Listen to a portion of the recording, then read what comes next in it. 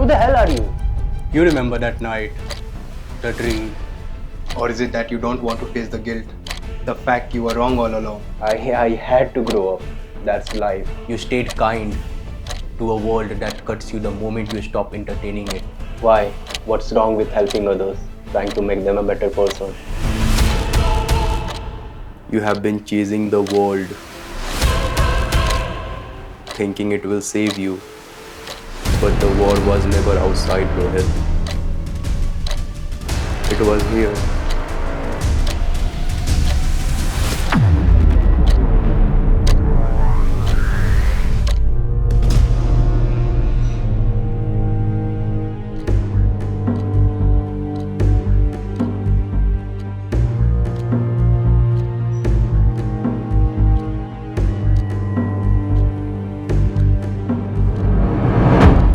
So, what now?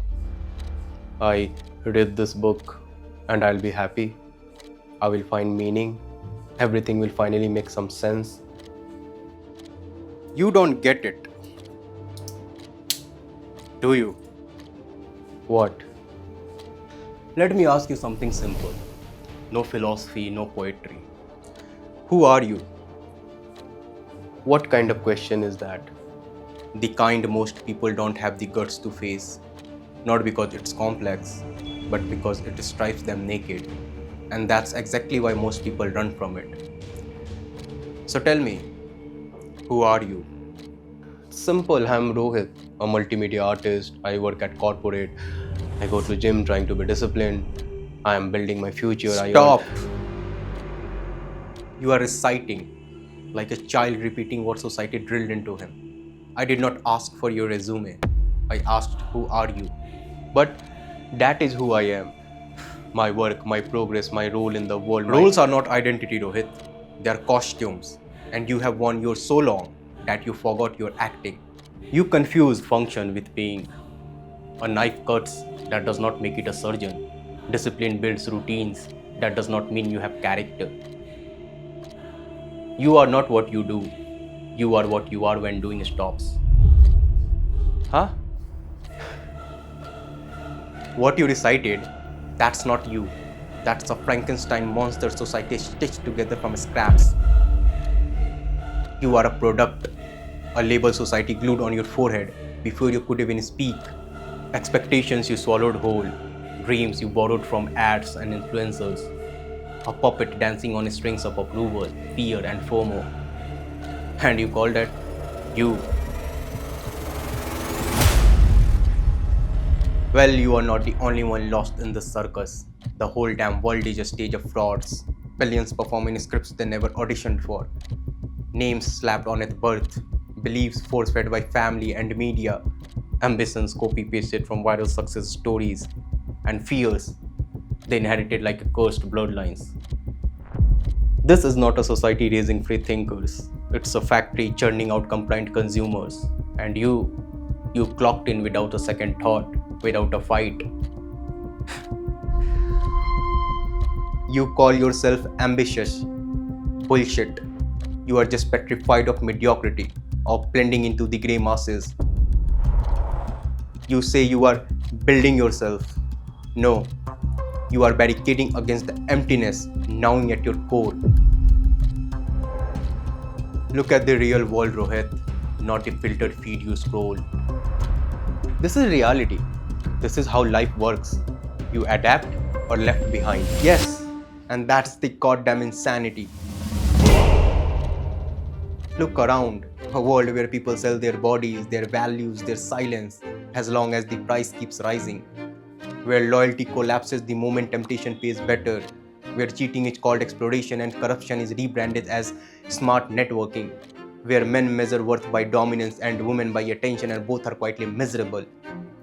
Where love is confused with convenience and commitment is postponed in the name of keeping options open. This society does not raise humans, it produces performers. And you learned fast. You learned what to say, what to sow, what to hide, what to fake. You did not rebel, you adapted.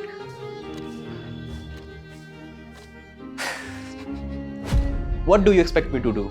Fix the world? Trust me, you don't want to do that. No. But stop pretending the world is broken only because of bad people. As Napoleon Bonaparte echoed, the world suffers a lot not because of the violence of the bad people, but because of the silence of the good people. You are that silence, complicit in your own cage.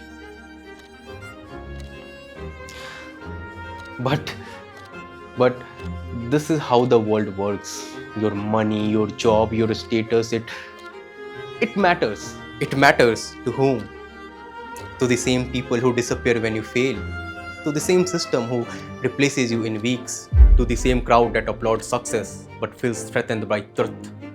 You call this meaning? It's conditional acceptance.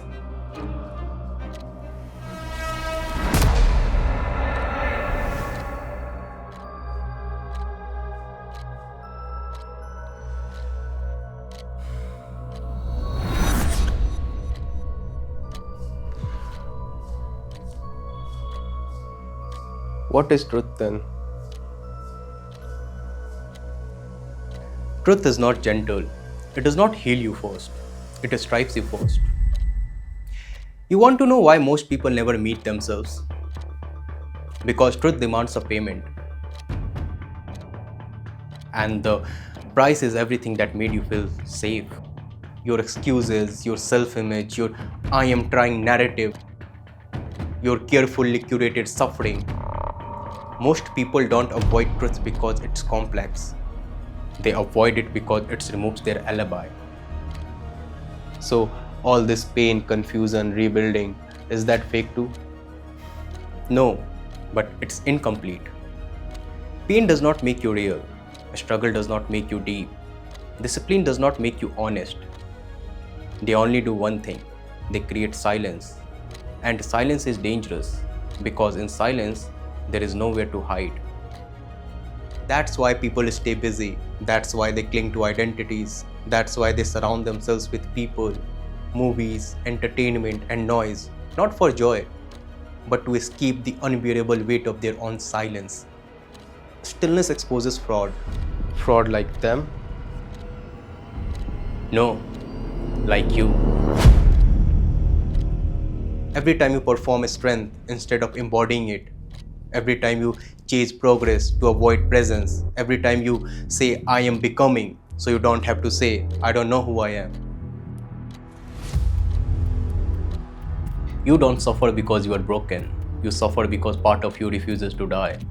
The part that knows the truth but does not yet have the courage to live it.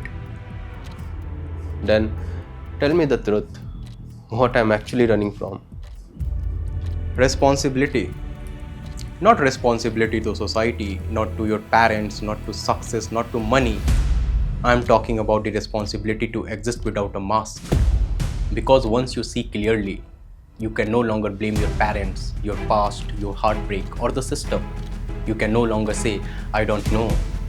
And ignorance is the most comfortable shelter mankind has ever built. People don't introduce themselves anymore. They present evidence, their salary, their body, their lifestyle, their followers, their connections. They mistake their cage for identity and defend it violently.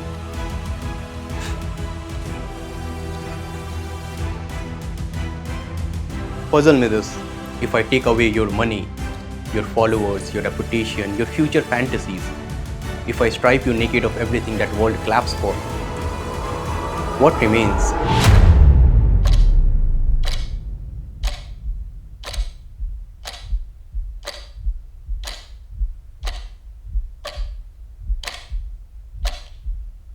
That silence? That's the truth.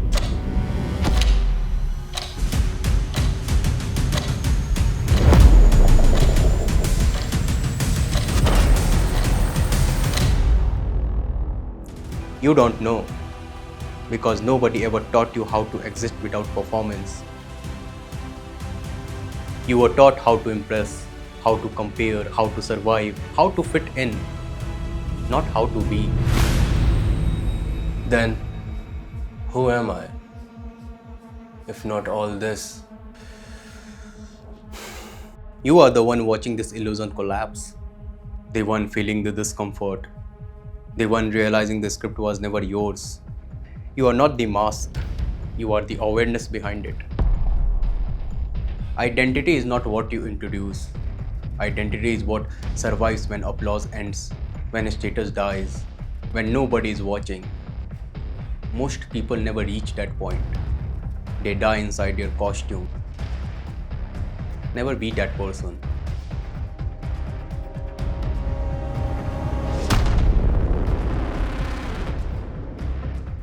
Then what's left?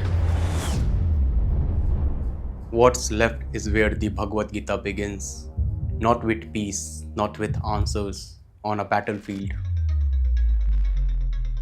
Arjun was not searching for meaning. He was surrounded by it and could not move. People he loved on both sides, truth on one side, attachment on the other. That's not just history, that's now. Now, this does not look like a battlefield. Because today the war is quiet. No swords, no blood. Only choices you keep postponing. Your mind is Kurukshetra.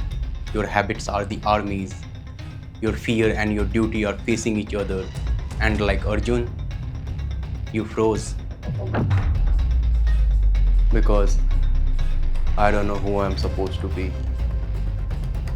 That's why Krishna spoke, not to give Arjun a new identity, but to end his confusion. He did not say, go find yourself.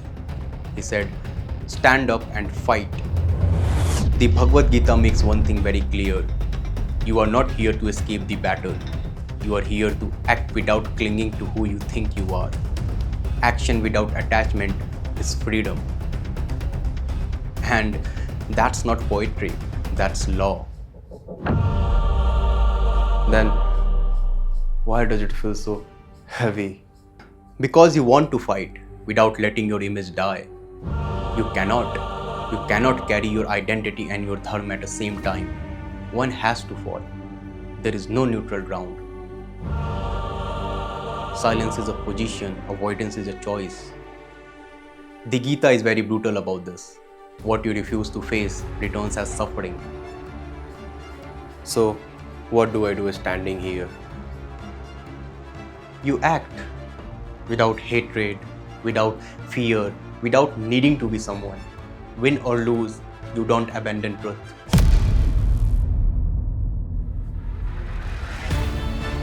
The Gita does not ask who you are. It asks, when the battle is unavoidable, will you act according to dharma or hide behind identity?